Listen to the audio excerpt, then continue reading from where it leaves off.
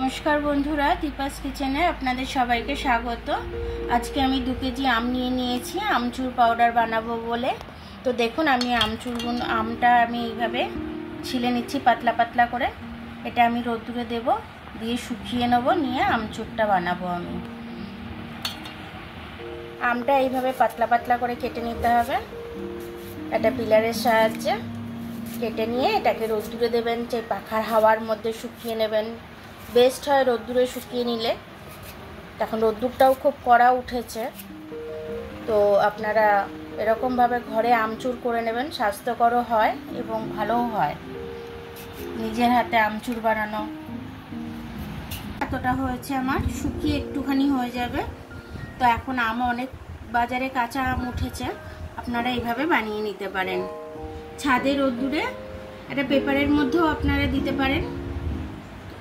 আমিও দেব, পেপারের মধ্যেই রোদ্দুরে দেব, দিয়ে এটা শুকিয়ে তারপরে মিক্সিতে গুঁড়ো করে নেব। দেখুন আমার আমগুলো এইভাবে আমি রোদ্দুরে দিয়েছিলাম 2 দিন, তারপরে এরকম হয়ে গেছে। এখন আমি এটাকে মিক্সিতে দিয়ে ঘুরিয়ে নেব, তাহলেই আমচুরটা তৈরি হয়ে যাবে। এবার এটাকে আমি ছেঁকে নেব। আমচুর পাউডারটাকে আমি চেলে নিচ্ছি। 2 কেজি আম আমি কেটে রোদ্দুরে শুকোতে দিয়েছিলাম। শুকোতে দেওয়ার পর আমার এইটুকু আমচুর হলো। আমচুর পাউডার আপনারা এইভাবে ঘরে বানিয়ে নিতে পারবেন। মুদিখানা দোকানে অনেক দাম।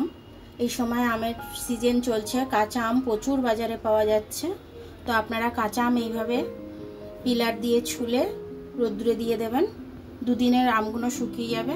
তারপরে আমটাকে গ্রাইন্ডারে দিয়ে গুঁড়ো করে নেবেন। গুঁড়ো করে নিয়ে এইভাবে চুরটা তৈরি হয়ে যাবে, একদম আমচুর। আমার ভিডিওটা দেখার জন্য অনেক অনেক ধন্যবাদ। আমার ভিডিওটা যদি আপনাদের পছন্দ হয় তাহলে লাইক, সাবস্ক্রাইব, বেল আইকনটা একটু টিপে দেবেন।